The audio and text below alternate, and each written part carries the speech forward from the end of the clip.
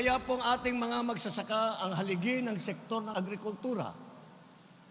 Kung hindi dahil sa inyong sipag at dedikasyon sa inyong trabaho, hindi po magkakaroon ng sapat at masustansyang pagkain ang mga kababayan natin.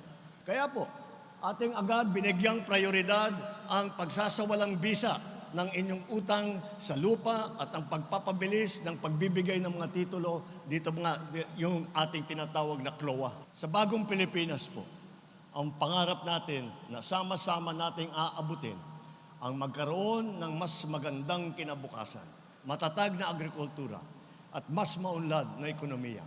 Ang hiling po namin sa inyo ay samahan ninyo kami patungo sa pagbuo ng mga pangarap na ito. Bigyan natin ng kahalagahan ang biyayang ating natatanggap at palakasin pa natin ang ating kabuhayan.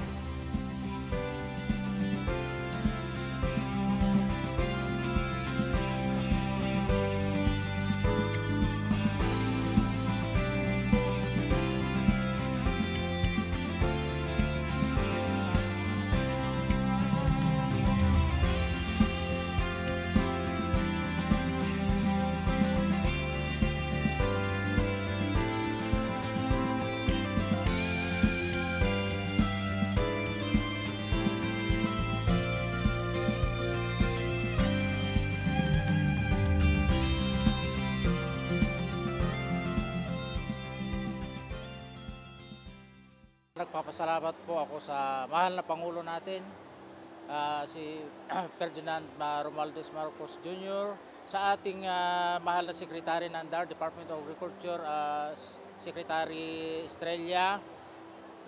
Nagpapasalamat po kami dahil sa Department of Agriculture, isa ako na mapalad na napili na mabigyan ng titulo ng lupa.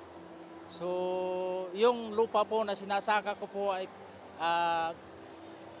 pangkabuhayan, kinukunan ko po ng pangkabuhayan namin na sa aking pamilya.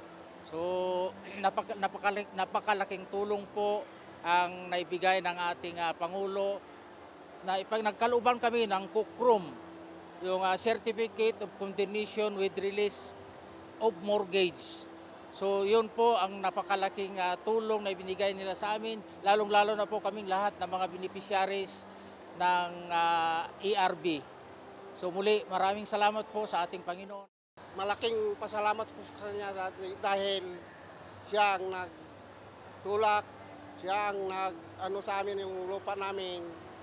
Kaya ako pa nagpapasalamat sa ating Pangulong Marcos dahil na ano yung naibigay sa amin yung title.